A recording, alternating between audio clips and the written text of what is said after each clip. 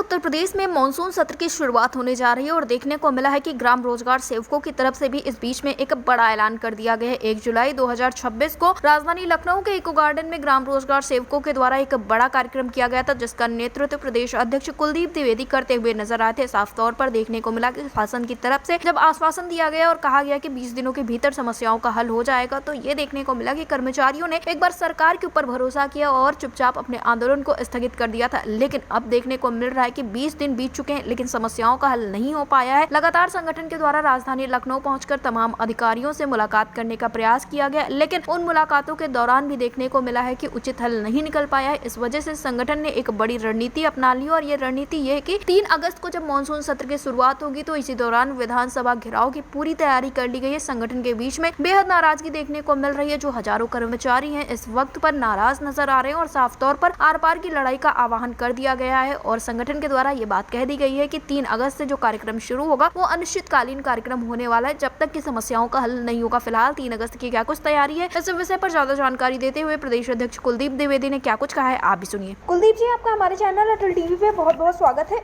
बहुत बहुत धन्यवाद मैडम आपका। कुलदीप जी, जिस तरह से देखने को मिला है कि लगातार आप लोगों के द्वारा प्रयास किया जा रहा है कि जल्द से जल्द जो उत्तर प्रदेश के ग्राम रोजगार सेवक है उनकी समस्याओं का हल हो जाए, ऐसे में देखने को मिल रहा है कि यूपी विधानमंडल का जो मानसून सत्र है वो 3 अगस्त से शुरू होने जा रहा है। क्या कुछ तैयारियां हैं, क्या कुछ कार्यक्रम किया जा सकता है संगठन की ओर से?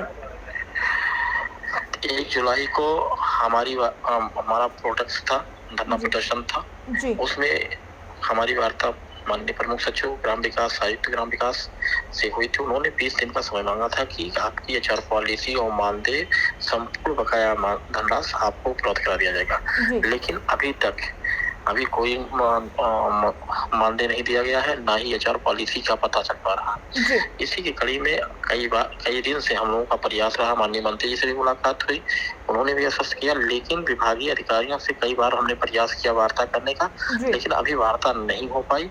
आज हमारी वार्ता प्रमुख सचिव ग्राम विकास से होनी थी, उन्होंने भी मना कर दिया कि आप CRD साहब से मिल लीजिए। इसी की कड़ी में जो मानसून सत्र है, उस मानसून सत्र में कल ही मैं नोटिस भेजने का काम करूंगा और फिर पुनः विधानसभा घेराव करने का काम करूंगा। जी, यानी कि कुलदीप जी, साफ तौर पे ये कहा जाए कि जो आप लोगों ने प्रदर्शन किया, जो वादे किए गए, एक बार फिर से वो खोखले निकले, पूरी तरह से खोखले निकले और अब की बार आंदोलन अनिश्चितकालीन होगा और विधानसभा का घेराव होगा।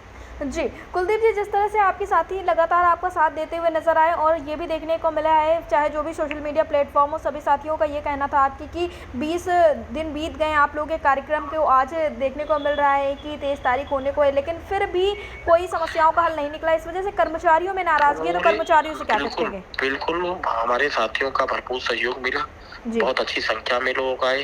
अन्य संगठन के कर्मचारियों ने भी सहयोग करने का हमारा काम किया, सभी ने समर्थन किया, इसलिए इतनी भारी संख्या में लोग उपस्थित हुए लखनऊ में। और मेरे ही आश्वासन पे लोग वापस गए कि आप 20 दिन का अधिकारी समय मांग रहे हैं, तो हम 20 दिन का समय देते हैं, लेकिन अधिकारियों द्वारा अभी एक भी काम नहीं किया गया कि जो मैं अपने साथियों को बता सकूं।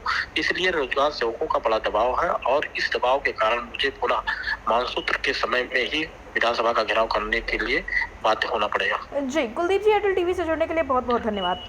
बहुत बहुत धन्यवाद मैडम आपका।